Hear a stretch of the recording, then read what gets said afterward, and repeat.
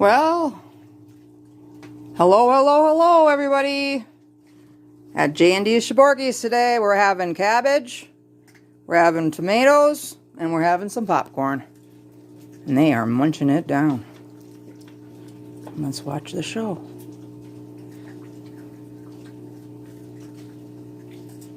I already gave them some, and then I remembered, I better tape it. Because I forget, you know. I'm not perfect, but they're still eating it, so.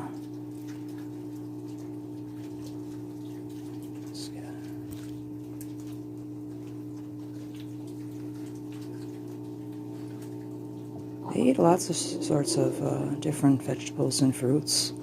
Pretty much just give them anything I'm cooking, you know. Like today I'm making barbecue